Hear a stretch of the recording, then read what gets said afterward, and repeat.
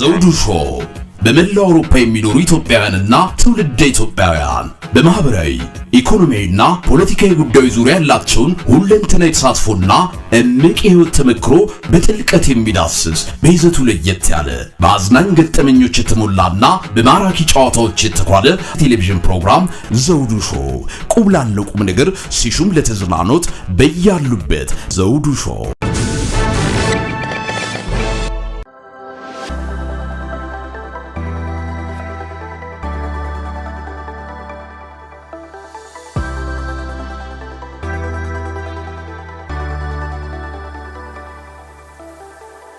ክቡራን ተመልካች አድማጮቻችን ሰላም ጤና ይስጥልኝ። ዘውዱ መንግስቴ ነኝ። ዛሬ የምገኘው እንግሊዝ ሳይሆን እዚህ ስቶክሆልም ስዊድን ነኝ ያለሁት። በኢትዮጵያ ኦርቶዶክስ ተዋሕዶ ቤተክርስቲያን ጉዳዮች ላይ አንዳንድ ነገሮችን ለማጣራት ነው ወደዚህ የመጣሁት። አባቶችንም ምእመናንንም የሰበካ ጉባኤዎችንም እንደዚሁ ለማነጋገርና ያሉትን ችግሮችና እንደዚሁም ምንድነው እነዚህ ችግሮች መፍታት የሚቻልባቸው መንገዶች የሚለውን ለማጣራት ነው እዚህ የተገኘው ዛሬ። አሁንም አንድ አባት አግኝቻለሁ። የቤተክርስቲያን ኃላፊ አስተዳዳሪ ናቸው። ከሳቸው ጋር የምናደርገው ውይይት እንድትከታተሉ በአክብሮት እጋብዛለሁኝ። አባታችን በጣም አመሰግናለሁ ለዚህ ለዘውዱ ሾው ሚዲያ ቃለ ምልልስ ፈቃደኛ ሆነው በመገኘቱ እግዚአብሔር ይስጥልኝ። እንደው እስቲ በቅድሚያ ስሞትንና የት ደብር ኃላፊ እንደሆነ ለተመልካች አድማጮቻችን ቢያስተዋውቁልኝ አመሰግናለሁ።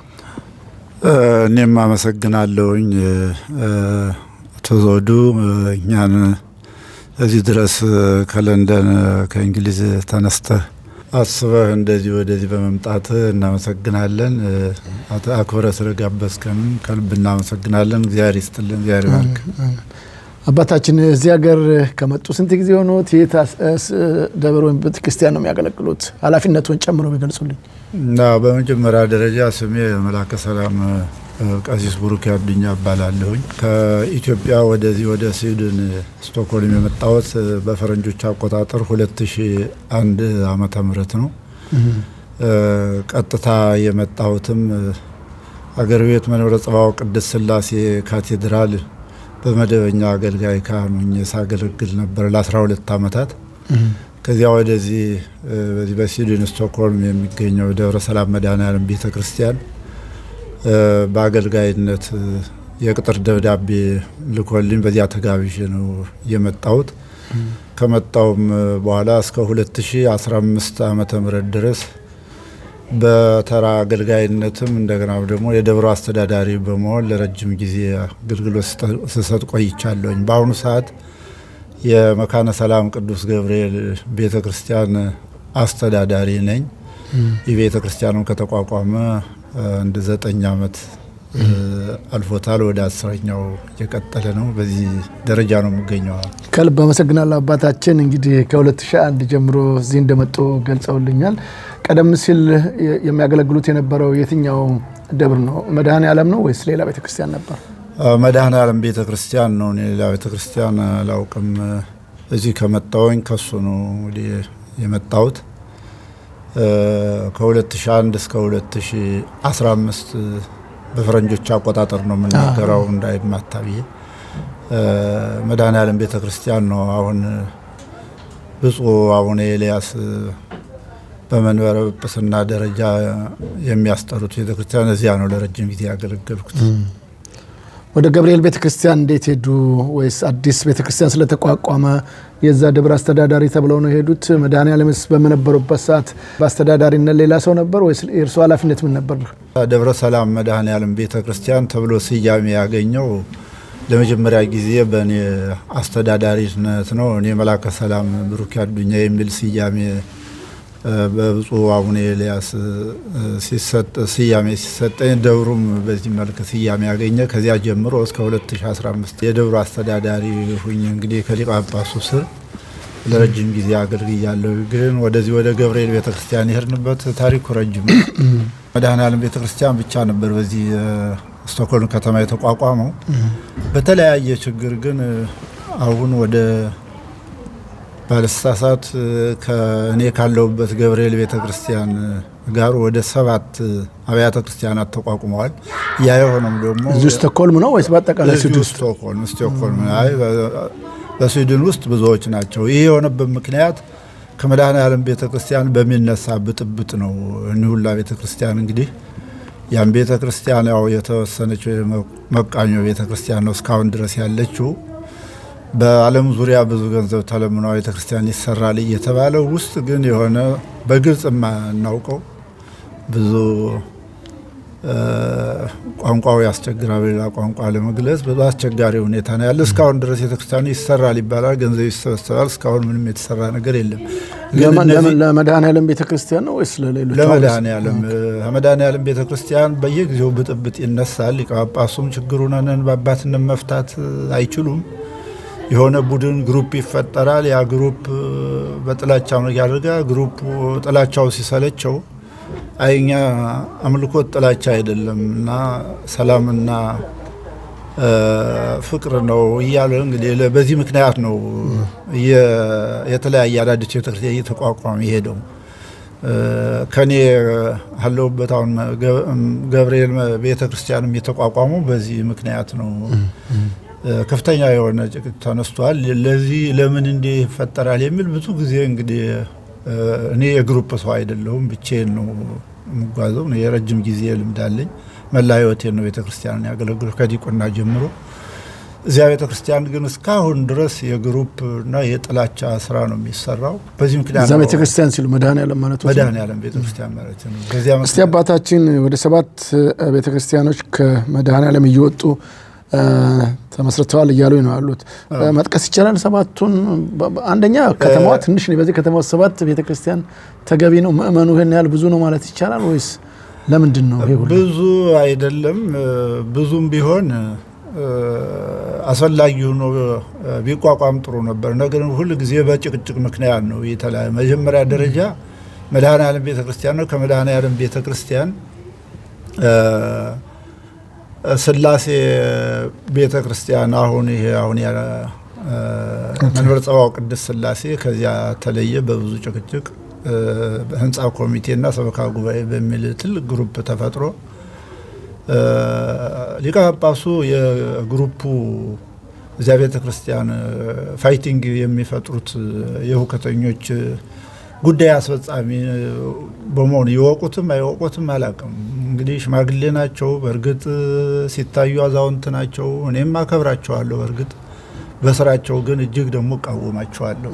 ምክንያቱም ያሉበትን የእድሜና የስራ ልምድ ደረጃ የማይመጥን ስራ ነው የሚሰራው። በአባትነት አንድ የሆነ ግሩፕ ዝም ብሎ እንዲሁ በውዳሴ ከንቱ ታላቁ አባት የጸሎት አባት ይሏቸዋል። ያንን እንዲሁ ውስጡን መርምረው ችግሩን መፍታት ሳይሆን የዚያ ሰለባ የሆኑ ያንን ይመራሉ። በዚያ የተነሳ እንግዲህ እኒህ ቤተክርስቲያኑ መጀመሪያ መድኃኔዓለም ከዚያ መንበረ ጸባዖት ቅድስት ስላሴ መንበረ ጸባዖት ቅድስት ስላሴንም እንዲሁ እንግዲህ ምናልባት እዚህ ቤተክርስቲያኑ ተረድተ ይሆናል ለሁለት እንዲከፈል ያደረጉት።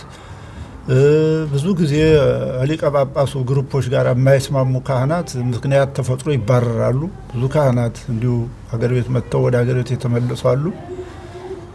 ከዚህም ደግሞ ከሚከፈለው ግሩፕ ጋር የሚበተነውን ምእመን እያሰባሰቡ እንደዚሁ ያው ቤተክርስቲያን ተቋቁሞ በክራይ ቤት ያው እስካሁን ድረስ ችግር አለ እና አሁን መድኃኔዓለም አሁን ቅድስት ስላሴ፣ አንድ ገብርኤል፣ አንድ ደግሞ እመቤታችን ማርያም ያም ደግሞ እመቤታችን ማርያም እንዲሁ ለሁለት ተከፍሎ ሌላ ሁለት እመቤታችን ማርያም ቤተክርስቲያን ተቋቁሞ ነበር። እንግዲህ አንዱ አገልግሎት አሁን እየሰጠ ነው። በሆነ አንዳንድ ቤት ክራይ ምክንያት አገልግሎቱ የተዳከመ ነው የሚል አለ እንጂ እንግዲህ ሁለት በእመቤታችን ስም፣ ሁለት በቅድስት ስላሴ፣ አሁን ደግሞ ሶስተኛ የስላሴ ቤተክርስቲያን እንዲሁ ሆነ እዚህ ከመንበረ ጸባዖት ቅድስት ስላሴ እንዲሁ አፈንግጦ እንዲሄድ ተደርጓል። የተወሰኑ የግሩፕ ሰዎችን አሰባስበው የሆነ ቦታ ላይ እንግዲህ መርቅ የከፈትኩላችሁ ብለዋል።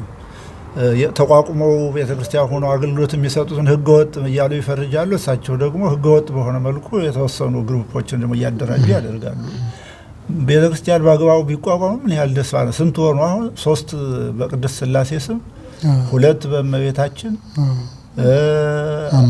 አንድ ደግሞ ያው መካነ ሰላም ቅዱስ ገብርኤል ቤተክርስቲያን 6 እና መድኃኔዓለም 7 አዎ እንግዲህ ይሄ ነው።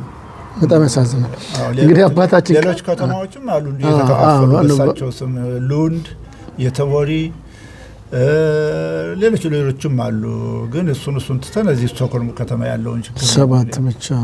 በጣም አመሰግናለሁ አባታችን። እንግዲህ ቀላል ነገር አይደለም። አሁን እንደገለጹልኝ 7 ቤተክርስቲያን እንግዲህ ቤተክርስቲያን ሲቋቋም የመጀመሪያውና ቤተክርስቲያን እንዲከፈት የሚፈቅዱት ብፁዓን አባቶች ናቸው። ከዛ ውጭ የሚቻል አይመስልም። ምናልባት ያርሙኛል፣ መነኩሴም መክፈት ይችላሉ መሰለኝ፣ ካልሆነ ያርሙኛል። ከዛ ውጭ ማንም ሰው ዝም ብሎ ቤተክርስቲያን ከፋኝ ብሎ መክፈት አይችልም። ይሄ ብዙ ጊዜ የሚስተዋለው በዚህ በወንጌላውያን ቤተክርስቲያኖች ፓስተሮች በፈለጉ ጊዜ በፈለጉበት ቦታ መክፈት ይችላሉና ይሄ የኢትዮጵያ ኦርቶዶክስ ተዋሕዶ ቤተክርስቲያን ግን መዋቅራዊ ነው። ከሲኖዶስ ጀምሮ እስከታች ቀበሌ ድረስ ወይም ገበሬ ማህበር ድረስ ወደ ኢትዮጵያን ውስጥ ያለን በመዋቅር ነው የሚሰራው። በህግ ነው፣ በደንብ ነው፣ በመመሪያ ነው። ስለዚህ ሲኖዶሱ የማያውቃቸው ነገሮች ወይም የቤተክርስቲያኑ ቀኖና በማይፈቅደው መልኩ የሚሰራ ምንም ነገር የለምና እርሱም እንግዲህ ገብርኤል ቤተክርስቲያን ከፍቻለሁ ብለዋል። የመድኃኔዓለም ቤተክርስቲያን አስተዳዳሪም ነበሩ። በዚህ ሁኔታ ልክ እንዳልኩት እንደ ሌሎች የእምነት ተቋማቶች በዚህ መልኩ ሲከፈት ብፁዓን አባታች እየፈቀዱ ነው? እየፈቀዱ ካልሆነ እንዴት ተከፈቱ? ትክክል ነው። ጥሩ ጥያቄ ነው። ቤተ ክርስቲያን ያለ ሊቀ ጳጳስ አትመሰረትም። ለምሳሌ እኔ ቤተ ክርስቲያን እንግዲህ በፊት 2 የውጭና የውስጥ ሲኖዶስ እንደነበረ እንግዲህ ሁላችሁ ታውቃላችሁ።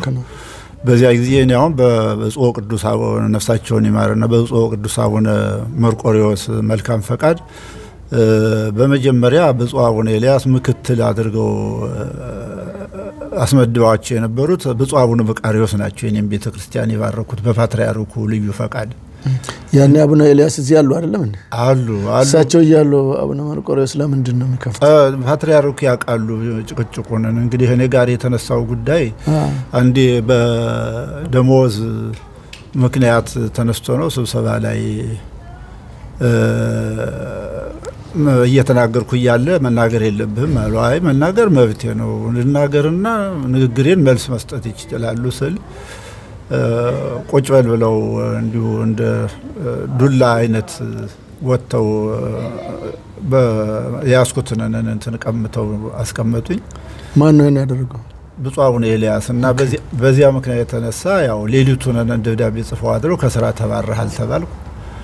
ያ እየቀጠለ ለውጭ ሲኖዶስ እጄን አቤቱታ አቀረብኩኝ። ተጠየቁ። እሳቸውም እዚህ ደርሶ ተመልሶ እያሉ በቂ መልስ ባይሰጡም እንዳያለ ሲል እኔ ለፓትርያርኩ አቤቱታ ሄድኩኝ። እዚያ በኋላ ደግሞ ክህነትን ይዣለሁም የሚል ደብዳቤ ጻፉ። ከክህነት ይዣለሁም ደግሞ እንዲያውም ከምእመናን አንድነት ለይቻለሁ የሚል ደግሞ 3 ደብዳቤ በተከታታይ ጻፉ። እኔ አንደኛ ክህነት ዝም ብሎ አይያዝም። እኔ ለረጅም ጊዜ ቤተክርስቲያን ያገለገልኩ ሰው ነኝ። ሊቀ ጳጳስም ያለ አግባብ የሚሰራ ከሆነ በዚያ ምክንያት የተነሳ ቤተክርስቲያን የኔ ሲቋቋም ብፁዕ ቅዱስ አቡነ መርቆሬዎስ በእሳቸው ልዩ ፈቃድ እሳቸው እንግዲህ እኔን ስላባረሩ በእኔ ላይ እንትን ያለ አግባብ ግዝት አስተላልፈዋል። ቤተክርስቲያንም ከክህነትም መታገድ የለብኝም ብዬ እኔ አቤቱታ አቀረብኩኝ። አይ እንግዲህ እሳቸው ካልፈለጉ አንተ ማቋቋም ትችላለህ ብለው ሊቀ ጳጳስ መደቡልኝ ማለት ነው፣ ብፁዕ አቡነ መቃርዮስን። እሳቸው መጥተው 2009 ዓመተ ምህረት ቅዳሴ ቤቱን አክብረው ሄዱ። እዚያ ጊዜ ጀምሮ እንግዲህ በማገልገል ላይ ይገኛል። እንደገና ደግሞ እርቅ በተፈጠረ ጊዜ የተለያያቸው አንድ ሆኖ ተብሎ አዋጅ ታውጆ ነበር። ያንን አዋጅ ብፁዕ አቡነ ኤልያስ ያን እሳቸውም እንዲህ በሀገር ውስጡ ሲኖዶስ አባ ገብረ እግዚአብሔር ተብለው እንግዲህ ያን ጵጵስናው ተነስቶ ውግዘት ተላልፎ ነበር። ያ ሁሉ ተነስቶ እሳቸው ወደዚያ ሲገቡ ከእኛ ጋር ያለውን ጥላቻ የቤት ስራ አድርገው አስቀምጠውታል። ከእሳቸው ጋር ያለ እኔም ለውጭ ብፁዕ አቡነ መቃርዮስ ቤተክርስቲያን ካቋቋሙ በኋላ ሪፖርት አደረጉ ለሀገር ውስጡ ሲኖዶስ ብፁዕ ቅዱስ አቡነ ማትያስ በሚመሩት። ቤተክርስቲያኑም ህጋዊ ፈቃድ አግኝቶ ተመዝግቦ ደብዳቤ ያለን እኛ ከሀገር ቤቱ ሲኖዶስ ማለት ነው።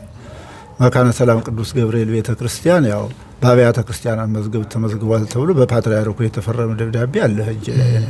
በአቡነ ማትያስ አቡነ ማትያስ አንድ ከሆናችሁ በኋላ ማለት ነው። አንድ ከሆነ በኋላ ሊቀ ጳጳሱ ሄደው ሪፖርት አደረጉ።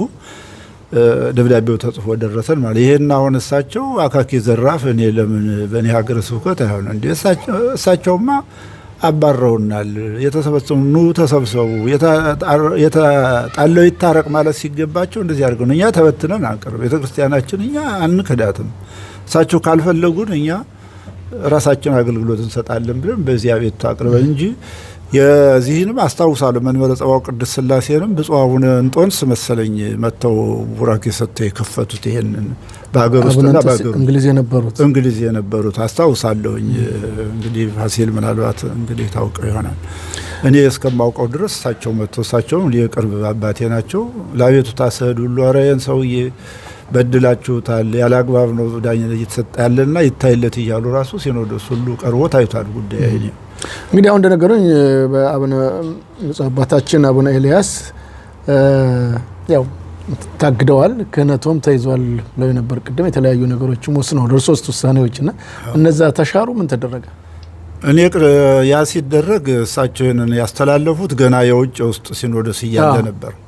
ከዚያ በኋላ እኔ እርቅ ከተፈጸመው በኋላ እርቅ ተፈጽሞ አዋጅ ታውጇል። አዋጁ እኛም ሁሉ ይመለከታል። ስለዚህ ያለ አግባብ ያወገዙት ውግዘት እኔ አይሰራም ብዬ ለቅዱስ ፓትርያርኩ ገብቻ አመለከቱ። አቡነ ማትያስ 7 ጳጳሳት ባሉበት ውሳኔ ተላልፎ ጉዳዩ ተጣርቦ ይቅረብና ለመጨረሻ ውሳኔ እንስጥ ተብሎ ደብዳቤ ለጀርመን ለሚገኙት ለብፁዕ አቡነ ዲዮናስዮስ ዲዮናስዮስ ለሳቸው ደብዳቤ ተጻፈ። ማንም እኔ ሀገረ ስብከት ማንም አይረግጣትም ብለው አካኪ ዘራፍ ብለዋል። በዚህ የተነሳ እንዳለ ነው ያለው። ግን ገብቼ ለፓትርያርኩ ነግሬ አገልግሎትን ቀጥል፣ እኔ አላውቅም እንዲህ አይነት መደረጉን ክህነት ተይዟል የሚል አቡነ ኤልያስ ያቀረቡትን ደብዳቤ እኔ አልጠየቁም፣ አልመረመርኩም። እንደዚህ ዝም ብለው ነው ያመጣው የሰጡኝ። አላውቅም፣ ይሄ መሆኑን አላውቅም። እኔ እዚህ ለአገልግሎት ሲሄድ ለረጅም ጊዜ እዚህ አዲስ አበባም እያለሁ ከተራ አገልጋይ እስከ ደብረ አስተዳዳሪነት አገልግሎት ሰጥ የነበርኩ ሰው ነኝ። ቤተክርስቲያንን በእምነቷ ያስነቀፍኩበት በክህነቴ ደግሞ ስተት የተገኘብኝ ሰው አይደለሁም እና ያለ አግባብ ግዝት እሳቸው እንጂ የተገዘቱ ያልተገዘትኩም ብዬ አቅርቤ 7 ጳጳሳት ውሳኔ አስተላልፈዋል። ጉዳዩ ተጣርቶ ምን ብለዋል? ኦኬ ይቅረባሉሽ። ከዛስ ተጣርቶ ይቅረባሉ። እምቢ አሉ። እሳቸው እንደተቀመጠ ነው ያለው። አሁን ይሄ ደብዳቤ አለ። ይሄ ውሳኔ ባልተሰጠበት ታዳርሶ ውግዘት ተደርሶ ስልጣነ ክህነቶ ተይዞ ማገልገል ይችላሉ። ሲኖዶሱ የቤተክርስቲያኑ ይፈቅዳል። ያስተላለፉት ነው ያስተላለፉት መሆኑን ሪፖርት አድርጌያለሁና ቀጥል ተብያለሁ። ቤተክርስቲያኒቱ ሕጓ ይፈቅዳል። አንድ ብፁዕ አባት ሲያገዱትን የያዙትን ያለ አግባብ የሚያወግዝ ራሱ የተወገዘ ፍትሐ ነገሥቱ እኮ ነው የሚለው። ይሄ ፍትሐ ነገሥቱ ነው የሚለው። እሳቸው እንግዲህ እየተነሱ ዝም ብለው በጥላቻ አውግዣለሁ ገዝቻለሁ የሚሉት ነገር ይሄ የእብደት ስራ ነው እንጂ የቤተክርስቲያኗ ስርዓት አይደለም። ዛሬም አሁን እየቀጠለ ብዙ ሰዎችን እንዲሁ ገዝቻለሁ ምን እያለ ነው። መገዘት የአባትነት ስራ አይደለም። እንዲያውም አባቶቻችንን በኒቅያውና በቁስጥንጥንያው በኤፌሶኑ ጉባኤ ላይ አርዮስን መቅዶኒዮስንና ንስጥሮስን ሲያወግዙ አቅርበው ጠይቀው ተመለስ፣ ስተትህን አርም ብለው ጠይቀው እምቢ ሲሏቸው ነው ለይተናል ያሉ። እኔ እሳቸው እንደሚሉት እኔ አውግዣለሁ፣ እኔ ልወገዝ አይገባኝም። በምን ምክንያት ነው መወገዝ? ውግዘት አንድ ካህን እንዳሉት ተጠይቀዋል። ይሄን ስላጠፋ ብለው ብፁዕ አባታችን እርሶን ጠይቀዋል። የት አለው? ድፍን ያለ ነው። አውግዣለሁ እኮ ነው ዝም ብሎ እንጂ ምክንያቱ አልተጠየቁ። ተጠይቀዋል። ግን ማንም መጥቶ እንትን አይልም። እንደገና ደግሞ እርቅም አድርገናል በ3 ጳጳሳት ባሉበት። አቡነ ኤልያስ ተጠሪነታቸው ለማን ነው?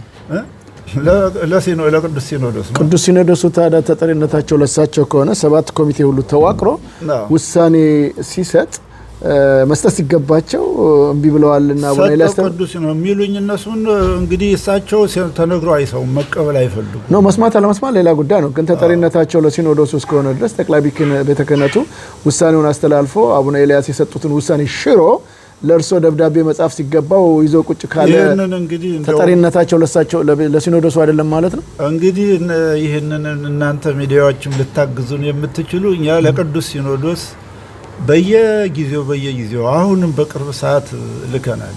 ፍርድ ይሰጣል። በቤተ ክርስቲያኑ ስም ነው ደብዳቤ ተጽፏል ወይስ በግሎ ነው የጠየቁት? እርሱ በግልም በቤተ ክርስቲያኑ ስም ደብዳቤ ተጽፏል። ያ ደብዳቤ ያሉት አለኝ። ሲኖዶሱ ምንም የጻፈሉት ደብዳቤ የለም። ይሄን በስራህን ቀጥል ብሎ በቃል ክታት ከመስጠት በስተቀር በደብዳቤ የሰጡ ውሳኔ የለም። የሚያሳዝነው እሱ ነው። የሚያሳዝነው ግን እነሱ ከሲኖዶሱ የደረሰ ደብዳቤ ቢኖር 7 ሊቃነ ጳጳሳት በቋሚ ሲኖዶስ ቁጭ ብለው ጉዳዩን አይተው እሳቸው የጻፉትን ምን የጻፉትን አይተው ውሳኔ አስተላልፈዋል። ምን ብለው ውሳኔውን የሚለው እዚያ ደብዳቤውን እንዳየሁት ለብፁዕ ዲዮናስዮስ ቅዱስ ሲኖዶስ ይህንን ጉዳይ የማያዳግም ውሳኔ ለመስጠት ውሳኔ አስተላልፏል እና አሁን እርስዎ ከቦታው ሄደው 2 የጀርመኑ ሊቀ ጳጳስ ማለት ናቸው ዲዮናስዮስ እሳቸው ነው ደብዳቤ የተጻፈው ቅዱስ ሲኖዶስ ነው የጻፈው በፓትርያርኩ ፊርማ ማለት ነው። ስለዚህ 7ቱ የተቋቋሙት ምን ሊሰሩ ነው? ይሄንን አጣርተው ውሳኔ ሲኖዶስ ነው እኮ ኮሚቴ እኮ አይደሉም። ቋሚ ሲኖዶሶቹ ናቸው 7 ጳጳሳት እኮ እነሱ ለምንድን ነው ለጀርመኑ ሊቀ ጳጳስ ደብዳቤ የጻፉት? አንተ እርሶ ሄደው ያጣሩ ብለው ነው? ሄደው አጣርተው የባቡነ ኤልያስ በኩል ያለውንም በመካነ ሰላም ቅዱስ ገብርኤልና መላከ ሰላም ብሩክ ያለውን ጉዳይ አጣርተው ይላኩልን ለመጨረሻ ጊዜ እንትን እናር ብለው ላኩላቸው ማለት ነው። ያ ደብዳቤ በግልባጭ ለርሶ ተለርሶ አዎ ኦኬ አለኝ አሉት ያ ደብዳቤ ሳላ የጀርመኑ ሊቀ ጳጳስ በተሰጣቸው ውሳኔ መሰረት ጠቅላይ ቤተ ክህነቱ ባዘዛቸው መሰረት መጥተው ማጣራት አላደረጉም? አልቻሉም። እንዳትመጣ ተባሉ። ማን ያላቸው? ደውዬ ጠየኳቸው። አሁን ኤልያስ እንዳትመጣ እኔ ማንም ሰው እኔ መምጣት የለበትም ትልቅ ዲክታተር ናቸው። ህጉ ይፈቅዳል ይሄን ለማድረግ ቤተ ክርስቲያኒቱ ቀኖና መች ህግ ተከተሉ? ህግ ማቢከተሉ ይሄን ካልፈጸሙ ሲኖዶሱ አሁንም እሳቸው አልተቀበሉም ብሎ እርምጃ መውሰድ አይችልም? ቢወስድማ ጥሩ እየጠበቅን ያለኛም እሱ ነው። ስንት ጊዜ ሆነው? ያው እንግዲህ ከ2015 እስካሁን ድረስ ማለት ነው። ታዲያ ውሳኔ ለመወሰን የአንድ ሰው ውሳኔ ለመወሰን ይሄን ያህል ከተጓተተ በጣም ከባድ ውሳኔዎች ቢሆኑ ስራ አይሰራም ማለት ነው። ሲኖዶስ በርግጥ እርሶ የሚመስሉት አይደለም። ለጠቆ ከባድ አይደለም የለም። ኖ እንግዲህ ይሄ በእርሶና በአቡነ ኤልያስ በኩል ያለ ነገር ነው። ቀላል አይደለም። በርግጥ ቀላል ነው እያልኩ አይደለም። ግን በጣም የቤተክርስቲያኑን አጠቃላይ የቤተክርስቲያኑን ጉዳይ የሚፈቱ ሲሪየስ የሆኑ ችግሮችን ቢኖሩ መፍታት የሚገባው ጠቅላይ ቤተ ክህነቱ በእርሶና በአቡነ ኤልያስ በኩል ያለን ችግር ከ2015 ጀምሮ እስካሁን ማዝ እኔ እንደግል ነው የራሴ ተገቢነት የለው በጣም ዘግይቷል የሚል ሐሳብ ነው ያለ። በርግጥ እርሶ የማይመልሱት ቢሆንም ከሲኖዶሱ ጋር ለማጣራት እንሞክራለን። ግን እርሶ ይሄን ያህል ነገር ዘግይቷልና ተገቢ አይደለም የሚል እንደገና ቅሬታ ቤቶት አላሰሙም? ዘገየ ብለው ከቅሬታ በላይ እኛ ብዙ ነገር እኮ ሊቀ ጳጳሱ እየሰሩት ያለ እንደ ሀገረ ስብከት ሊቀ ጳጳስ ሳይሆን ከፍተኛ የሆነ በዚህ በከተማ ውስጥ እኮ ሰው እንዳይገናኝ ነው የተደረገው። ሰው ሰላም እንዳይባባል እንደ ክርስቲያንነቱ አብሮ እንዳይጸልይ አብሮ እንደ አምልኮት እንዳይገልጽ ነው የተደረገው። ለ7 ጊዜ እኮ ቤተክርስቲያኑ ሲከፋፈል እንግዲህ ወንድም ይሄን እኮ ካሰብከው ከወንጀል በላይ ወንጀል ነው።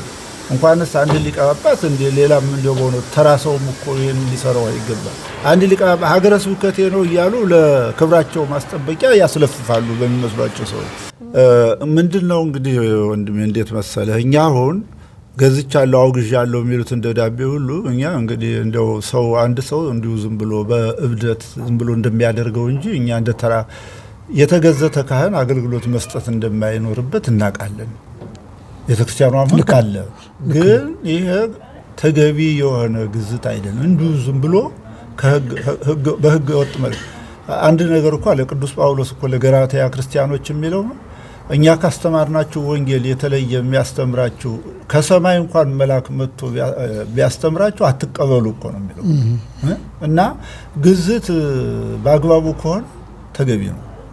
ለግዝት የሚያደርሰኝ ስራ ከሰራሁኝ እኔ ክህነቴን ያለ አግባብ ትቼዋለሁ ማለት ነው እንጂ ምናልባት ከርሶ ውጭ አባታችን ሌላ የተገዘቱ አባቶች አሉ። አሁን እዚህ ስለሌላው ተተነው እዚህ ብቻ 7 ቤተክርስቲያን አለ። 7ቱም የተቋቋመው በብፁዕ አባታችን በአቡነ ኤልያስ ፈቃድ ካልሆነ የሁሉም አባቶች ክህነት ተይዟል ማለት ነው። ተይዟል በሳቸው አባባል ተይዟል ነው። ክህነት ተይዟል ሲሉ ሁሉ ጊዜ የሳቸው ስራ ነው የማየው እንደዚህ ነው እንጂ አንድ የወጣን ሰው እንዲመለስ ወይም ደግሞ የተጣሉ ሰዎች ተስማምተው ታርቀው ብሎ አቡነ ኤልያስ ሰው ተጣልቶ አስታረቁ ሲባል እኔ ሰምቼ አላውቅም። እንግዲህ ይህን ዓመት በዚህ ዓመት ስኖር አሁን ወደ 25 ዓመት እየሆነ ነው እንግዲህ ከኖርኩኝና ችግሩ ይሄ ነው። በአጋጣሚ ቄስስ በጸሎትን የስላሴ ቤተክርስቲያን ደብር አስተዳዳሪን አነጋግሬያቸው እሳቸውም ተይዟል ብለዋል። የእርሶም ተይዟል፣ እነዛ የጠቀሷቸውም የሌሎቹም ተይዟል። የሚያውቁት ነገር ይኖር ይሆን? አይደለም እኛ ታቦቶቹ ሁሉ ተገዝተዋል።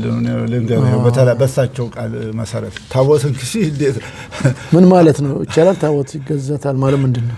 እኔ ምን አውቃለሁ። እንዴት አንተም እንግዲህ ያው የሚዲያ ሰው ነህ አንተ። የአባቶች የቤተ ክርስቲያን ጉዳይ አላውቅምና ታቦት መገዛት ይችላል ወይ ነው? ታቦት ማለት እንግዲህ ስላሴን አንድ ጳጳስ የሚገዝታቸው ከሆነ እንግዲህ ስልጣኑ ከየት ነው የተገኘው?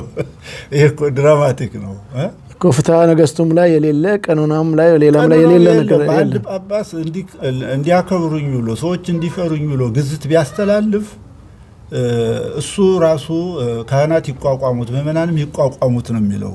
ይህንን ፍትሐ ነገሥቱን ጠቅሼ ልክልህ እችላለሁ ማለት ከፈለግ እና እኒህን ሰው የኛ እየተቋቋምናቸው ነው ያለን። እንግዲህ በፍትሐ ነገሥቱ ደረጃ ያለ አግባብ አገልግሎት እንድናቆም ልጆቻችን እንዲበተኑ ምእመናን እንዲበተኑ በቃ ተስፋ ቆርጠው ወይም ደግሞ የጭቅጭቅን የግሩፕ ሰለባ እንዲሆኑ እያደረጓቸው ስለሆነ እኒህን ጳጳስ እንደው እንዳይከተሉ እያስተማርነ ነው ያለ ጨንክረን። መምህር ጸሎትም እንደዚህ መሰለኝ የሚያስተምሩት ያው ራሴን ወክዬ ስናገር እኔ አስምሬ ይሄን ነው የምናገረው። ኢትዮጵያ እኔ ሄዳለሁ ለለፍት በየአብያተ ክርስቲያኑ ቅዳሴ ቀድሼ ሰብኬ አስተምሬ ነው የምመጣ። እኔ ቤተክርስቲያን ታውቀኛለች እንጂ ቤተክርስቲያን እኔን በወንጀለኛነት መዝግባኝ እንዲሁ ክህነት ተይዟል የምትለኝ አይደለችም። እኔ እንደው 100% ተማመናለሁ በቤተ ክርስቲያን። ሰው አንድ ካህን የሚገዘተው ቀኖና አፋልሶ ሲያስተምር፣ በክህነቱ ደረጃ ደግሞ በጋብቻ የሚኖር ከሆነ ከአንድ ሴት ወደ ሌላ ተላልፎ ሲገኝ እንዲህ አይነት ነገሮች ሲሰራ ነው አንድ ካህን የሚገዘተው እንጂ እንዲያው በቃ የአይን ቀለም አላማረኝም ተብሎ ገዝቻለሁ የሚባል ከሆነ ያ የገዘተው ክፍል ራሱ የተገዘተ ነው ይላል ፍትሐ ነገሥቱ። ለዚያ ነው እኛ ይሄንን እሳቸው የሚጽፉትን ደብዳቤ ዋጋ ማንሰጥ። ስለዚህ አንድ ብፁዕ አባት የፈለጉትን ግዝት ቢሰጡ ደብዳቤ ቢጽፉ ቢያወግዙም ፍትሐ ነገሥቱ የሚለውንና ወይም ቀኖናው የሚለውን ከጣሱ ተቀባይነት የለውም እያሉ ይናሉ። እሳቸውም የተወገዙ ናቸው በዚህ ደረጃ። ደብዳቤ እኛ ወደ እሳቸው መጻፍ ስለማንችል ነው እንጂ ፍትሐ ነገሥቱ እንደሱ ነው እሳቸውን የሚያወግዛቸው። እና ሕግህ ተከበረ፣ ይህ ሕግ ይከበር እያልነኛ ስራችን እየሰራን አቤቱታ እያቀረብን ያለው ግን ምንድነው የሚሉና ሲኖዶስ ስንሄድ ሰውየው ተነግረው ስለማይሰሙ ሽማግሌም ስለሆኑ እሳቸውን ነግሮ ማስማት አንችልም፣ ብንወስንም እኮ ውሳኔውን አይቀበሉንም፣ ስለዚህ ስራቸውን ዝም ብላችሁ ስሩ የሚሉን ሰዎች ገጥሞኛል። እንግዲህ ይሄን ያልወጣውን ነገር እንግዲህ በቃል ከሚናገሩ ይልቅ ለምን በጽሁፍ አይቀጥሉ? ምናልባት እሳቸው ላይ ምንም አይነት ነገር ማድረግ ባይችሉ ከእድሜያቸው አኳያ ወይም ከሌሎች አኳያ መወሰን ካልቻሉ አሁን የሚነግሩኝ ነገር በጽሁፍ ጠቅላይ ቤተ ክህነቱ ለምን አይሰጧችሁ? እሱን አይደለኛ እየጠበቅን ያለ ያን ደግሞ ለምን አታደርጉም ስንል ስድባቸውን ይፈራሉ ወይም ደግሞ እንትናቸውን ይፈራሉ። ድራማ ነው እንግዲህ ወንድም እየተደረገ ከልምዶ እንግዲህ እንነሳ። እርሶ ረጅም ዓመት ከድቁና እስካሁን ድረስ ደርሰዋል። ረጅም ዓመት እዚህ ሀገር ብቻ 25 ዓመት አገልግለዋል። ረጅም አገልግሎት ላይ ነው የቆዩት ብዬ አስባለሁ በዚሁ ከልጅነት እስከ እውቀቱ እስካሁን ድረስ እና እንደው እንዲህ አይነት ነገር ገጥሞታል? አባቶች ሲገዝቱ ግዝቱን ደግሞ ወደ አሁኑ አለመሻርና እንዲህ የመጓተት ነገር ይስተዋላል። አባቶችስ እንደው እንደዚሁ የመገዘት ወይም ደብዳቤ የመጻፍ ነገር የማውገዝ ነገር ከልምዶ በመነሳት አለ ነው ወይስ ይሄ መጀመሪያው ነው?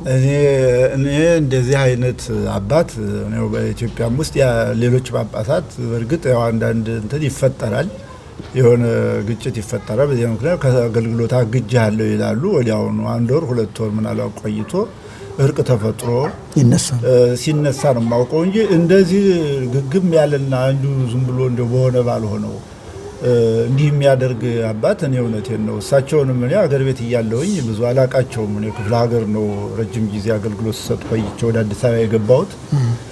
አዲስ አበባም ስገባ መንበረ ጸባዖት ቅድስት ሥላሴ ካቴድራል ነው ለ12 ዓመት በሰባኪ ወንጌልም በቀዳሽም የደብር አስተዳዳሪም ሁኜ ወደዚህ ለወጣ አቅራቢያ ለአንድ ዓመት ተኩል ምናምን ሰርቻለሁ።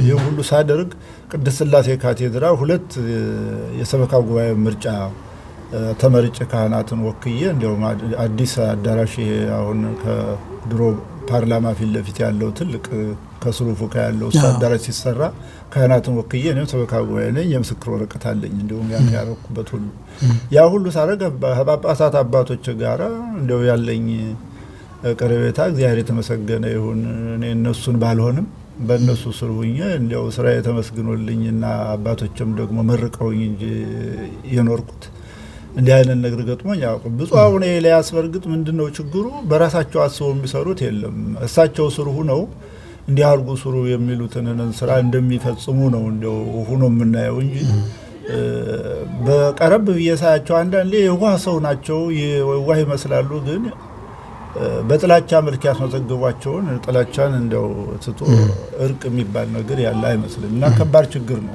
እንጂ እንዲህ አይነት ነገር እኔ በህይወቴ ገጥሞኝ አያውቅም አባታችን አሁን እንዳሉት ነው መጨረሻ ላይ የገለጹት ነገር ነው ምናልባት አቡነ ምንድነው አቡነ ኤልያስ የእውቀት ችግር የአቅም ችግር የችሎታ ችግር የልምድ ችግር ያለ አይመስለኝም አስባለሁ ምናልባት አሁን ከጀርባው አንዳንድ ሰዎች አሉ ስላሉኝ ነው ምክንያቱም በብፁዕ አባታችን ፓትርያርክ አቡነ ተክለ ሃይማኖት ጊዜ በጻፊነት ጭምር ያገለገሉ ትልቅ አባት ናቸው በውጭም ዓለም ብዙ ቤተክርስቲያንን የከፈቱ ናቸውና የሁሉ ልምድ ያላቸው አባት ዛሬ እንደዚህ አይነት ስህተት ውስጥ ይገባሉ ተብሎ አይገመትምና እንደው በርሶ በኩል ቅድም ከጠቆሙት በዘለለ ከጀርባቸው ያለ ጫና ይኖራል ብለው ያስባሉ ጫናው እንደተጠበቀው ነው ወንድም አንድ ነገር ሰው የማይረዳው ነገር ቢኖር ብዙ ሰዎች እኒ ታላቅ አባት እኒ የጸሎት አባት እንደዚህ ይላሉ እድሜያቸው እንግዲህ 80 ዓመታቸውን በቅርብ ጊዜ ተከበረላቸው ተብሎ ሰምቻለሁ በሚዲያ እንግዲህ 80 ዓመት በላይ ናቸው ልምዱ እንትኑ ይኖራይ ነው የደረጃ ጉዳይ አይደለም አሁን እኮ በቤተ ክርስቲያን አገልግሎት ያንድ አባት መለኪያው የእውቀት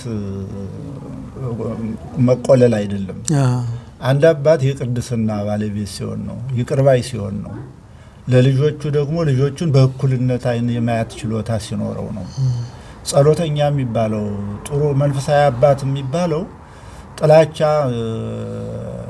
መለያየት ሲፈጠር ልጆችን ውስጥ ተሰብሰቡ ምንድነው ችግሩ ማን ነው የበደለው ደግሞ የበደለስ ማን ነው ብሎ ሰብስቦ አዋይቶ እንደዚያ ማድረግ ፈጽሞ እንደዚህ አይነት ነገር እኔ ሲሰራ ማይቻላልም ከራሴ ምንድነው ችግራቸው እሳቸው ይሄን ለማድረግ ምንድነው ያዳገታቸው ከስራቸው ብዙ ተንኮለኞች ሰዎች አሉ በጣም እንግዲህ ስም መጥራት አያስፈልግም የቅርብ የስጋ ዘመዶቻቸው የሚሆኑ ስራቸው ያሉ በትልቅ ደረጃ ነን የሚሉ በሙያም ደረጃ እንግዲህ ሙያለን ዶክተር ነን ኢንጂነር ነን የሚሉ ብዙ ሰዎች አሉ ስራቸው እኒያ ሰዎች የሃይማኖት ሰዎች ናቸው እስከ ሃይማኖት ውጭ ያሉ ናቸው ምን ሃይማኖት የሃይማኖት ሰውማ ቢሆን ኑሮ እንደዚህ ያደርጋል ወንድሜ እንግዲህ እነዚያ ሰዎች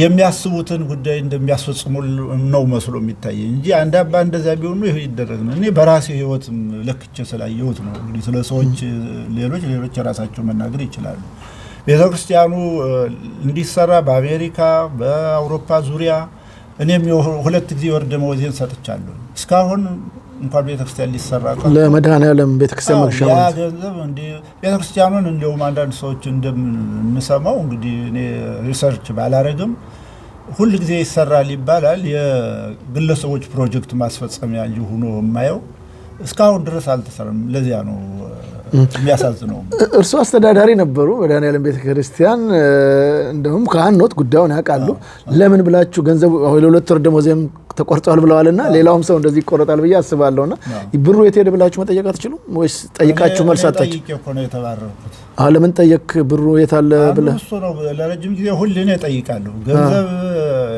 አካውንቲንግ በዲፕሎማ ተመርቄያለሁኝ ተፈሪ መኮንን ኦኬ የሂሳብ ሂንቱ አለኝ እንግዲህ እንዴ ድሮ ተፈሪ መኮንን እንዴ ታወቀ ትምህርት ቤት ነው በዚያውም ላይ እንግዲህ ሰበካ ጉባኤ ይሆን ረጅም ጊዜ ሰርቻለሁና ገንዘብ አያያዝ ለምን እንደዚህ ይደረጋል ራሱ ገንዘብ ሰብሳቢ ራሱ ባንክ አስገቢ ራሱ ባንክ አውጭ ራሱ ፈራሚ የሚሆን ራሱ ገንዘብ ቆጣሪ የሚሆን ገንዘብ ያዥ ያያለሁኝ ለምን እንደዚህ ይደረጋል እንዴ አንተ ገሊትን ጠርጥረሃት ነው ገሊን ጠርጥረው ነው ይሉኛል እርሱ አስተዳዳሪ በነበሩ ሰዓት ማስተካከል አልቻሉ ኮላ ማስተካከል ነው ስብሰባ ላይ እኮ ስናገር ነው ጨርሶን ማታውን ተጽፎ ደብዳቤ ስራ ተባራል እስከመባል የደረስኩት እና እንዲያ አይነቱ ነገር አይፈልግም እዚያ እንዲያ የሚያረጉት ሰዎች ውጭውን ቅድስና እንዳላቸው ያስነግራሉ። ውስጡን የሚሰራው ግን ይሄ ነው። የሚጠሉት ሰው የሚቀናቀናቸው ሰው ካለ እሱ ስም ተሰጥቶ እንዲባረር ይደረጋል።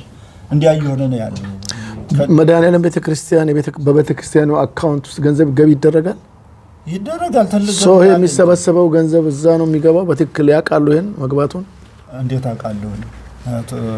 እንዴት ባውቅማ ኖሮ እርግጠኛ መሆን ደግሞ ዝም ብሎ ማወቅ አይደለም። ገንዘብ እንዲሁ ዝም ብሎ መቼስ ቤተክርስቲያን ቀላል አይደለም። ከየዘርፉ ይገባላታል ገንዘብ።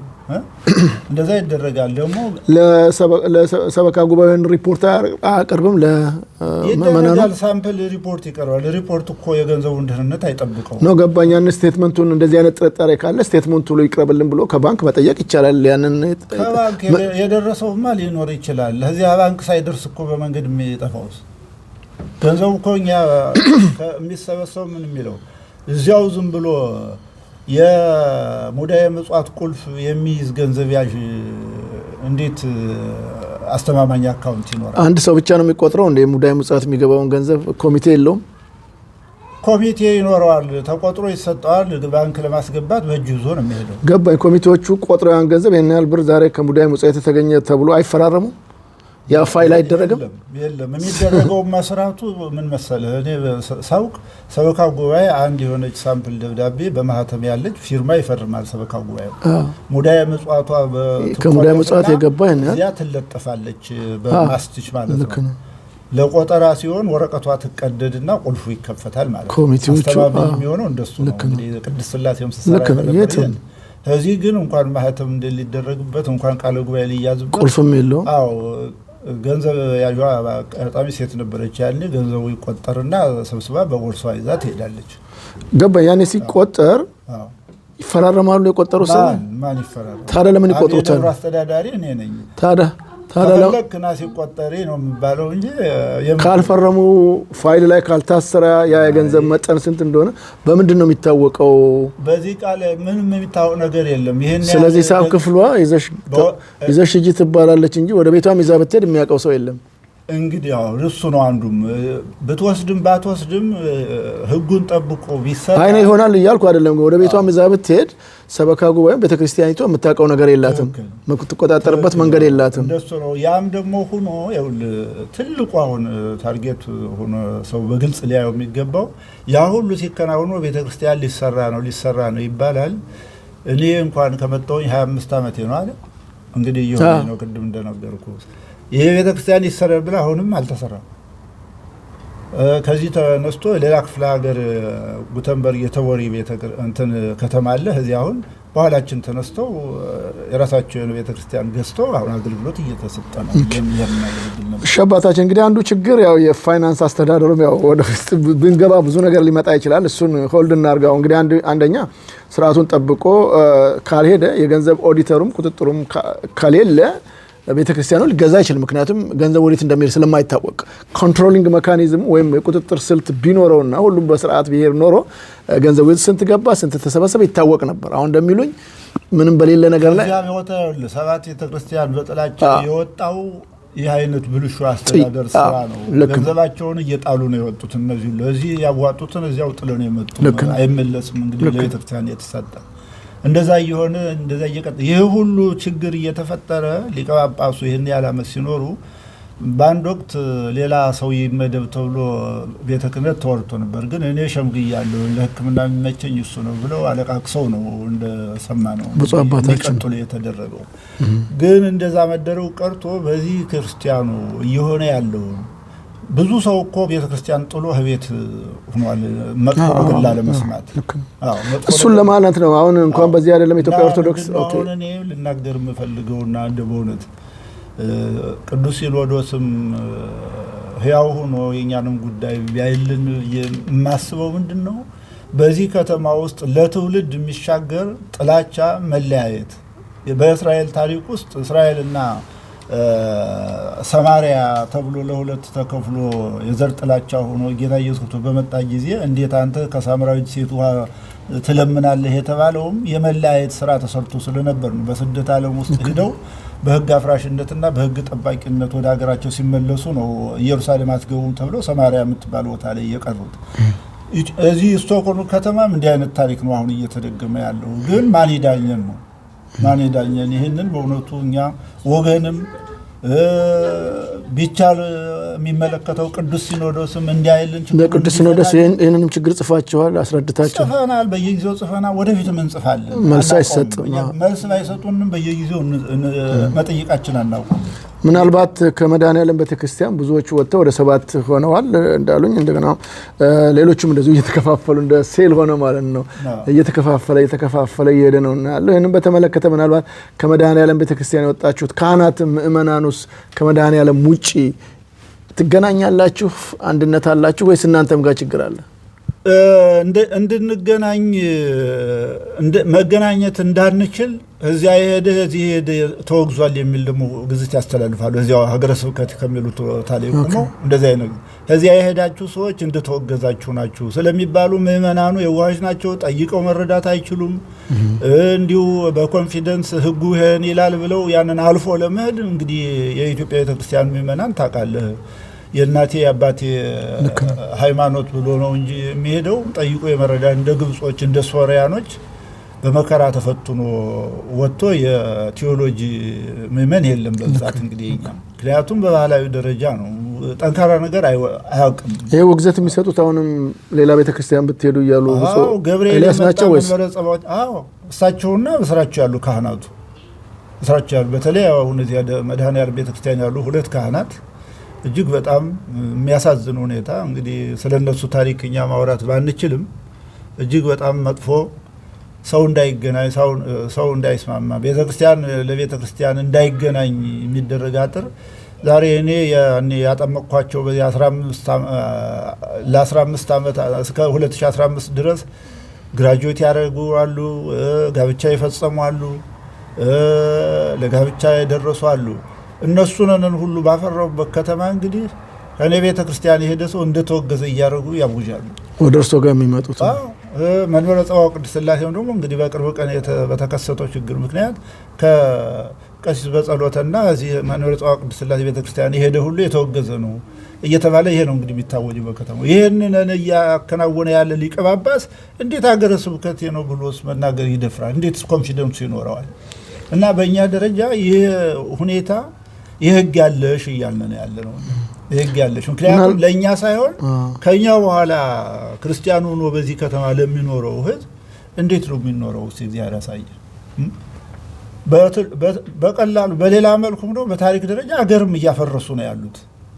እዚህ ያለው ኢትዮጵያዊ ሀገሬ ብሎ በአንድነት እንዳይቆም ይህንን ሁሉ መለያየት እየፈጠሩ ነው ያውም ሊቀ ጳጳሱ እንግዲህ እና ለዚህ ነው እንግዲህ ብፁዕ አቡነ ኤልያስን የምንኮንናቸው። ሽምግልናቸው ጥሩ ነው፣ ለረጅም ጊዜ ያገለግሉ አባት ናቸው።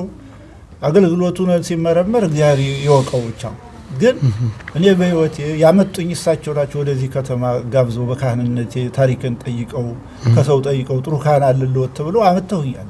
ከመጣሁም በኋላ ስራዬን ቀጠልኩ። ግን እኔ ካህን ሆኜ ብቻ መስራት አለብኝ እንጂ የሰዎች ጉዳይ ማስፈጸሚያ አልሆንም የሚል አቋም ስላለኝ ዛሬም ወደፊትም ይሄ ነው የኔ አቋሜ። በዚያ ምክንያት ምን ማለት ነው የሰዎች ጉዳይ ማለት? ምናልባት እርሶ በሃይማኖታዊ ጉዳይ የሚከለከለውን ሁሉ እንዲሰሩ ይታዘዛሉ? አይደለም። በቤተ ክርስቲያኗ ስም ሌላ ነገር የሚፈልጉትን በቤተ ክርስቲያኗ ጋር የማይሄድ ጉዳይ ለመስራት ይሞክራሉ። ያንን ይቃወማለሁ። እንደዚህ መሆን የለበትም። የቤተ ክርስቲያን ሰው የሆነ ሰው መግለጽ ይቻላል። ምናልባት ምን ብዬ ልግለጽልህ? እንደዚህ ከሃይማኖቱ ከማይፈቅዱ ከቤተ ክርስቲያን ጋር በማይገናኝ ጉዳይ አንዳንድ እንግዲህ በዚህ በውጭ ሲኖር አንዳንድ ቀደም ብለው የመጡ ሰዎች የራሳቸው የሆነ ፕሮጀክት እንትን ብለው ሰው ለማግኘት ወደ ቤተ ክርስቲያኗ ይመጣሉ። ፕሮጀክት ሜዳ ላይ ይፈጸም ታውቃለህ። ቤተክርስቲያኗን የፕሮጀክት ማስፈጸሚያ ሰው ተሰብስቦ እንደዚህ ያሉ ቪዲዮ ቀርጸው ምን ብለው ወስደው የራሳቸው የሆነ ፈረኒንግ የሚሰሩ አሉ። እንዲህ አይነት ነገር ሲደረግ ቤተክርስቲያኗን ከቤተክርስቲያኗ ዓላማ ውጭ የሆነ ወደ ቤተክርስቲያኑ ይዛችሁ አትንጡ ስንል በዚያ ሰዓት ጠላትነት እንፈጥራለን ማለት ነው። ያን ዝም ካልነ ደግሞ ቤተክርስቲያኗ ትጎዳለች፣ ሌላ አቅጣጫ ትስታለች። ለሁሉም ስርዓት አለው። ግን ከብፁዕ አባታችን ውጭ ያሉት ካህናቶችስ መድኃኔዓለም ያሉት ከእናንተ ጋር ተነጋግረው ችግሮችን ለመቅረፍ ያደረጉት ጥረት የለም?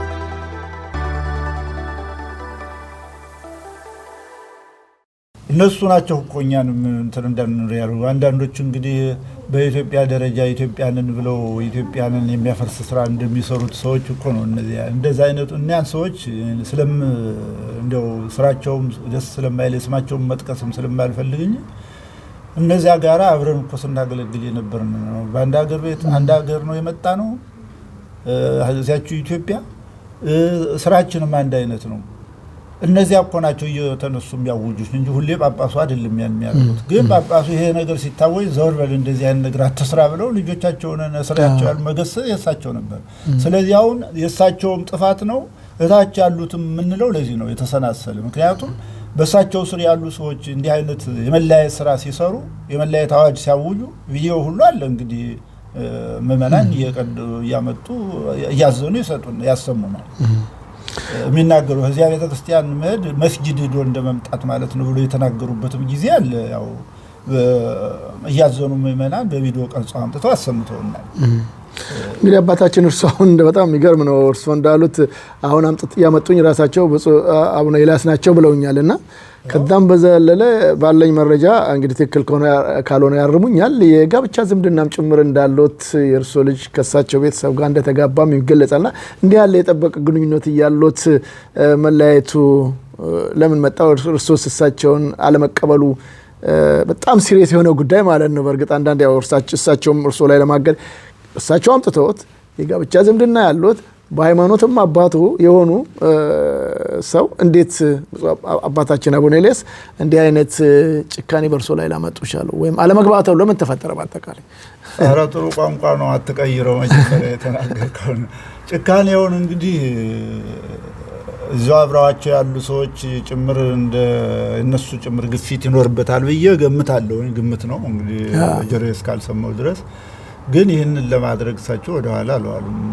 እጅግ በጣም የሚያሳዝን ነው። እንግዲህ በመሰረቱ የእሳቸው የወንድም ልጅ እና የኔ መጀመሪያ ልጅ ናቸው። እንግዲህ እዚህ ያን መለያየት ባልነበረበት ሰዓት እዚህ መድኃኔዓለም ቤተክርስቲያን እያለሁኝ ያው ትልቅ ድግስ አድርገን እግዚአብሔር የተመሰገነውና በተክሊል በጋብቻ ነው የተጋቡ። 3 የሚያማምሩ ልጆች ወልደዋል። 2 ሴቶችና 1 ወንድ። እነሱን አድርገው እየኖሩ ይሄ ችግር ተፈጠረ። ችግሩ የተፈጠረው ደግሞ ሀገር ቤት እኔ በዚሁ በአስተዳደሩ ሁኔታ አንዳንድ ለምን ይሆናል እያልኩኝ ቅራኔ ውስጥ ገባን።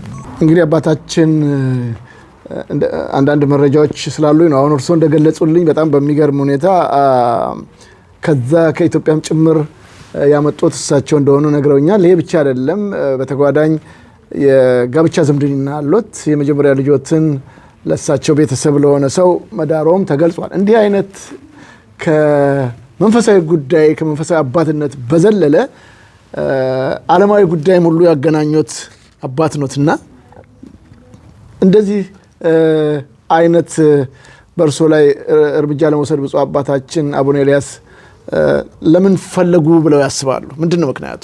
ቅርታ እንደውም በብዙዎች ዘንድ ይታማሉ። እሳቸው ናቸው ያመጧቸው፣ ልጃቸውን ሁሉ ድረዋል፣ በጣም ቤተሰባዊ ግንኙነት አላቸው። እንደውም የቤተክርስቲያኑ አሁን እርሶ ቤተክርስቲያኑ አልተገዛም ነው የሚሉት። በተቃራኒው ግን ሌሎች ሰዎች ያሉት ብፁዕ አባታችን አቡነ ኤልያስ እና እንደውም እርሶ በሁሉም የተገናኛችሁ ስለሆነ አስተዳዳሪም ስለሆነ የቤተክርስቲያኒቷን ገንዘብ ለግል ጥቅምና ፍላጎታቸው አውለዋል የሚሉ ትችትም እንደውም ይነሳቦታል። እርሶ ደግሞ በተቃራኒው ነው የሚሉት። እንዴት ያስተባብሉታል? እና ችግሩስ ምንድን ነው? ለመሆኑም ከአባታችን ከአቡነ ኤልያስ ጋር ችግር ውስጥ ያገባችሁ? እንትማ ቀልዱ የጤናታች ጥቅሙናን እንደዚህ ይምላል። ያስፈራረኝ ራሱ የጥቅሙን ጉዳይ ለምን የሚል ጥያቄ ስለማነሳ ነው።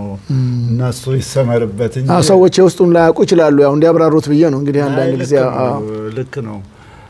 ዋናው ምንድነው እኔ ብፁዕ አቡነ ኤልያስ ትልቁም የሚሉት እኔ አምጥቸው እንዴት እኔ ፈቃዱ ወጣ የሚል ቁጭትም ያላቸው ይመስለኛል። እኔ አምጥተውኝ ከሳቸው ፈቃድ ውጪ የወጣው ሰው አይደለም። እሳቸውን ክብር ለማስጠበቅ ብዙ ጊዜ ያኔ የውጭ ውስጥ ሲኖዶስ ሲባል ብዙ ትችት ብዙ እንትን ይደረግባቸው ነበር፣ በውጭ በውስጡ ማለት ነው። በተለይ አንዳንድ መጽሔቶች እየተጻፉ ሁሉ በአቡነ መልከጼዴቅ በሳቸው በአቡነ ዜና እንዲሁ የተለያየ ነገር ይሆን ነበር። ያ ሲደረግ እነዚህ በመድኃኔዓለም ቤተክርስቲያን ሁኜ እኛ ይሄ የፖለቲካ ልዩነት ነው የውጭ ውስጥ ሲኖዶስ። እኛ ግን ቤተክርስቲያናችንን ሰማያዊ ናት፣ መስራቿ ክርስቶስ ነው። እንደሱ እንደመሆኗ መጠን እኛ የግለሰቦችንን ፈቃድ አንውሰድ። አንድ ፓትርያርክ በሕይወት እያለ ሌላ ፓትርያርክ አይሾምም ነበር፣ ፖለቲከኞች አድርገውታል ይሄንን። ስለዚህ እኛ እግዚአብሔርን መፍትሄ እስኪሰጥ እየጠየቅን ሁሉንም አባቶቻችን ማክበር አለብን የሚል ይህም ሁሉ ብዙ ለሳቸው ሁሉ ታገል ነበር። ምክንያቱም እኔ በካህንነቴ እተማመናለሁ፣ እርግጠኛ ሆኜ ነው እኔ አገልግሎት የምሰጠው እንጂ እኔ አልጠራጠርም በካህንነቴ። እግዚአብሔር የተመሰገነ ይሁን። ብዙ ልምድ ሰጥታኛለች፣ ብዙ አስተምራኛለች ከልጅነቴ ጀምሮ እና እሳቸውም ወደዚህ ለማምጣታቸው በካህንነቴ አምነው እንዳመጡኝ እኔም አውቃለሁኝ። ይህንንም ውለታም ደግሞ ምረሳም አይደለሁም። ግን ስመጣ እንዲሁ ግዑዝ የሆነ እቃ የሚገላበጥ እንደፈለገ የሚጣል እቃ መሆን የለብኝም። ካህኑኝ እሳቸውን ካህን አድርጋ ያመጣች ጳጳስ አድርጋ ያመጣች ቤተክርስቲያን እኔን ደግሞ ካህን አድርጋ አምጥታኛለች። በመጣሁበት ዓላማ ስራዬን እንደተወጣሁ እተማመናለሁኝ። ስለተፈጠረው ችግር እንግዲህ የጋብቻ ዝምድና የተፈጠረው የኔ ትልቋ ልጅ ወደዚህ ስትመጣ የእሳቸው የወንድማቸው ልጅ ወደዚህ ሀገር ለመምጣት እሷን በጋብቻ ሕይወት አብሮ ለመኖርና እሷንም አብሮ ተከትሎ ለመምጣት ጠየቀ። በዚያ ምክንያት እሷም ፈቃደኛ ሆና እንግዲህ በጋብቻ መልክ ወደዚህ ያስገባችሁ ማለት ነው። የኔ ልጅ ናት ያስገባችሁ። እሱንም እንዲሁ በጋብቻ መልክ አድርጋ እሷ እዚህ ነበረች ቀድማ። አዎ እሷ ናት ቀድማ የመጣ ፈቃድ አግኝታና በዚያ ምክንያት እሱን እንደዚያ ይዛ መጣ። እዚህ በጋብቻ እንደሚቀጥሉ ተነጋገሩ። ያው ጋብቻውን ድል አድርገን ኢትዮጵያ ነው የሚተዋወቁት እነሱ። አዎ እንግዲህ ልትመጣ ስትል እዚያው ምክንያቱም እኔ ስመጣ እንግዲህ እሱ ወንድማቸው ስለነበረ የኔን ካህንነት የጠቆመም እሱ ነው። ሁለታም ቢጤ ያለው እሱ ነው። እና በዚያ ምክንያት እኔን ሲጠቁም ያውቃል። እዚያ በልጆ ምክንያት ነው እርሶን ያወቀው ወይስ ከርሶ? በእኔ ነው በእኔ ነው። እንግዲህ የኔ ቤተሰቦችን አስፈቅጄ እንዲመጡ ሲደረግ ያኔ ነው እሱ ለመውጣት ሲፈልግ የኔ ልጅ ጠይቋል። እሱ ጠየቀ። በዚያ ሆና መዘጋጃ ተፈራርመው እንግዲህ ቃል ተጋቡ። ከመጣች በኋላ እሱንን ፕሮሰሱን አስጨርሳለሁ። ታመጣችሁ፣ ሰርግ አደረግነ፣ ተጋቡ ማለት ነው። ይሄ ነው እንግዲህ ጋብቻው የተሰራ። ብዙ አባታችን አቡነ ኤልያስ ይህንን ጉዳይ ያውቁ ነበረ። እዛው ጋብቻ ስለመፈጸማቸው መስጋናም አግኝቼበታለሁ። አንተ በጣም ትልቅ ሰው ነው። አንተ ወደዚህ እንድትመጣ ምክንያት ስንሆነ አንተም ደግሞ የኛ የሆነ ሰው እንዲመጣ ማድረግ በጣም ትልቅ ሰው ነው። ተመስግኘበትም ነበር ለጊዜው። ከዚያ በኋላ ግን ምንድነው የተፈጠረው? እኔ በዚያ በአስተዳደር እየሰራሁኝ ብዙ ችግር ተፈጠረ። ብዙ የማልቀበላቸው ነገሮች ቤተክርስቲያን ሲሰሩ እኔ ደግሞ እውነት እየመሰለኝ እውነት ስራ ላይ የሚውል እየመሰለኝ ብዙ ነገሮችን ለማስተካከል ስሞክር ያተረፍኩት ምስጋና ሳይሆን ቅራኔ ነው። ያ እየሄደ ሄዶ መረረኝ። ሲመረኝ ወደ አሜሪካ ሄድኩኝ ማለት ነው። አሜሪካ ካሊፎርኒያ ሳንሆዜ ከተማ መካነ ራማ ቅዱስ ገብርኤል ቤተክርስቲያን ለ2 ዓመት ተኩል አገልግያለሁ። እዚያ ስሄድ ፈቃድ ጠይቄ ነበር የሄድኩት። ስልችት ስላለኝ ከዚህ ወደዚያው ለመቆየት ሞከርኩኝ። ተመለስ ብለው ደብዳቤ ጻፉ። ማን የጻፈው? ቤተክርስቲያኑ። ይሄ ማለት ነው። ኦኬ። ሰበካ ጉባኤው ጻፈ። አይ እኔ ማን ፈረመበት? አቡነ ኤልያስ ናቸው ወይስ ሰበካ ጉባኤው አስተዳደር? ነው። አስተዳደር ተኮላ ወርቁ ይባላል ጸሐፊው፣ እሱ ነው የፈረመው። ጥሩ ሰው ነበር። ያ ተላከል ያ ሲላክ ለ1 ዓመት ለትምህርት መቆየት ፈልጋለሁና ይራዘምልኝ ፈቃዱ ብዬ ጻፍኩኝ ደብዳቤ። አይ አንቀበልም ብለው ከስራ አሰናብተናል። ደሞዝ ይከፈሉት ነበር እዚህ? አይ ከፈለኝም። ታዲያ ምንድነው አባራን? ኧረ እዚህ ነው የምሉት። እንትን ፈቃድ ጠይቄ ነበር የሄድኩት። የፈቃዱ ቀን ሲያልቅ ተመለስ ተባልኩኝ። አሁን ልቀጥል አራዝሙልኝ ለትምህርት ብዬ ጠየቁ። ስጠይቅ አንፈቅድም ብሎ ከስራ ተባረሃል የሚል ደብዳቤ። ከስራ ተባረሃል ማለት ደሞዝ ካልከፈሉ ከስራ ተባረሃል የሚባል ነው? ያው ከቅጥር ማለት ነው። ከቅጥር ነው። ያኔ ስራ እዚህ ሰራተኛ አይደለሁ ተቀጥሬ። እኮ የቤተ ክርስቲያኑ ቅጥር ነበሩ። እሱ ነው አመለው። እሱ ነው እንትን ተብሎ ማለት ነው ቁጥሩን አቋረጡት ማለት ነው። አይ እኔ ብዬ ቆየሁ እዚያ። በዚያ ምክንያት ባለቤቴ እዚያ ወሰድኳት። ልጆች ያሉን እዚህ ነውና በልጆቹ ምክንያት መመለስ አለብኝ አለች። ወደዚህ እሷ ስትመለስ የግድ ብዬ ተመለስ ስመለስ ወደ ስራዬ መልሱኝ ብዬ የሆኑ ሰዎች ሁሉ በሽምግልና አድርገው እንደገና እንድመለስ ተደረገ። ይሄ ማለት መድኃኔዓለም ቤተክርስቲያን ኦኬ እንደዚያ ተደረገና ከዚያ በኋላ ይሄ ችግር የመጣ እኔ ጥዬው የሄድኩትን ቦታ አሁን ያሉት ካህናት ሌላ እነሱ የሚፈልጉት አንድ ካህን እንዲመጣ ፕሮሰስ አድርገው ነበር። አሁን ምስጢሩን ስሰማ እርሱ አይመጡም ብለው ማለት ነው። እኔ መጥቼ ገባሁ። እንደገና ተቀጥሬ ስራ መስራት ጀመርኩኝ። ያው እንደ ድሮ ደሞዙ ትንሽ ብትሆንም በዚያው ተቀጥሬ እንትን አልኩኝ። የሆነ አንድ ጊዜያዊ ካህን አሁን ያለው ካህን ቀጥሮት ነው። በሱ ምክንያት የኔ መመለስ ለነዚያ ካህናት ጥሩ እንትን ነበር። በዚያ ምክንያት አንድ የሆነ ምክንያት ሲደረግ ደሞዝ የኔ አዲስ ከተቀጠረው ካህን እኔ ያነሰ ደሞዝ ነው የተሰጠኝ። ለምን ደሞዝ ይስተካከል? እኔ ረጅም ሲያገለግልኩ እኔ ምን ላይ ስቀጥል ፈቃድ እስካገኝ ጠብቅ ተባልኩ። ጠበቅኩ። ፈቃድ አገኘሁ። እዚያ የመኖሪያ ፈቃድ ማለት ነው። አዎ አስተካክሉኝ ብዬ ይስተካከልላል እያሉ ቆይተው መጨረሻ ላይ አንጨምርም እዚህ በላይ በቂ ነው፣ ይሄ እንደው ምን ከፍልህ እንደው በቂ በላይ ነው ብለው የሚል ደብዳቤ ጻፉ። በዚህ ምክንያት ተበደልኩ ብዬ ስብሰባ ላይ ንግግር አደረኩኝ ማለት ነው። መናገር አትችልም ቁጭ ይላል። አይ ልናገር። ማን ነው ያለው? አቡነ ኤልያስ። ኦኬ ይሄንን ሲሉኝ እኔ ለሰበካ ጉባኤው ጠየቅኩ። ሰበካ ጉባኤው ዳኝነት እምቢ አለኝ። ለእርሶም አቀረብኩኝ። እርሶም ጠብቅ አሉኝ። ስጠብቅ ቆየሁኝ። አሁን ስል ደግሞ ዞር በል አሉኝ። እንግዲህ ለማገለግለው ህዝብ ልንገር ብዬ ስናገር በዚያ ምክንያት ያው ረብሻ ተፈጠረ። ከስራ ተባረርኩ። ቀጥሎ ክህነት ይዞብሃል ተባልኩ። ቀጥሎ እንደዚያ ተባለ ማለት ነው። ጥላቻው የተፈጠረው በዚህ ምክንያት ነው። ከአቡነ ኤልያስ እና እኒያ ሰዎች ናቸው የምለው ለዚህ ነው። እኒያ ሰዎች እኔ የኔ ባጀት ሌላ ሰው ሊያመጡበት የሆነ እንትን ሲሰሩ ስለነበር ቀረ መጣ የታሰበው ነገር። እኔ ተባረርኩ በኋላ መጣ። እንደሱ ነው በዚህ ምክንያት እንጂ እኔ አቡነ ኤልያስ ያውቃሉ ይሄንን እያሉ ነው። እርሱ በእርሱ ቦታ ሌላ ሰው እንደሚመጣ በሳቸው ሽርማ እኮ ነው ሰው የሚቀጠረው። ያኔ እርሱ ልጅ ጋብቻው ተፈጽሞ ነበረ። አዎ የረብሻ ሲፈጠር በዚያ ምክንያት ከባድ ችግር ሆነ። የሳቸው የወንድም ልጅ ከሳቸው ጋር ቆመ። የኔ ልጅ ደግሞ እኔ ጋር ቆመች። አባቴ ለምን ይባረራል አለች። አዎ በምን ምክንያት ነው አባቴ የሚወነጀለው? ለምን ስራ ይባረራል? ከስራም አልፎ ደግሞ ክህነት ተሽሯል የሚያስብልስ ምን ነውር ኑሮበት ነው? ያው ልጆች ሌላም አሉ። እሷም አብራዝ ያቆመች ማለት ነው። እንደዚህ ከሆነ እኔ አባቴን የምትወጋ ከሆነ አንተም የኔ ትዳር ጓደኛ አይደለም የሚል ነገር ተፈጠረ።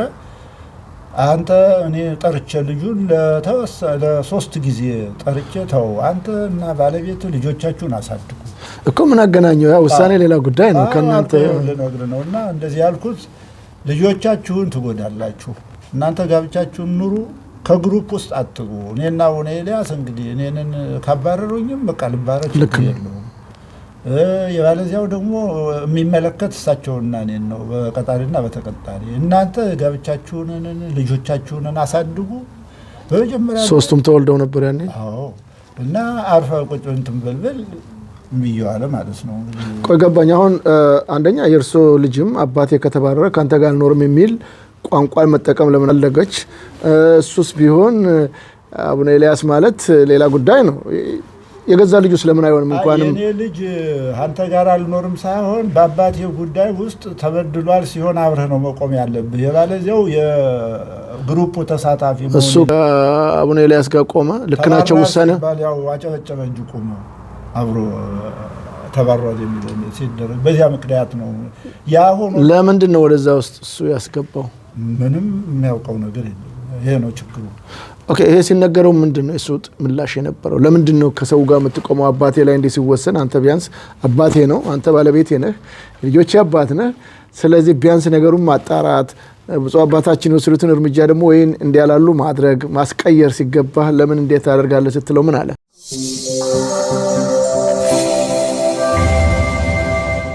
ዘውዱ ሾው በመላው አውሮፓ የሚኖሩ ኢትዮጵያውያንና ትውልደ ኢትዮጵያውያን በማህበራዊ ኢኮኖሚያዊና ፖለቲካዊ ጉዳዮች ዙሪያ ያላቸውን ሁለንተናዊ ተሳትፎና እምቅ የህይወት ተመክሮ በጥልቀት የሚዳስስ በይዘቱ ለየት ያለ በአዝናኝ ገጠመኞች የተሞላና በማራኪ ጨዋታዎች የተኳለ ቴሌቪዥን ፕሮግራም ዘውዱ ሾው። ቁም ላለው ቁም ነገር ሲሹም ለተዝናኖት በያሉበት ዘውዱ ሾው።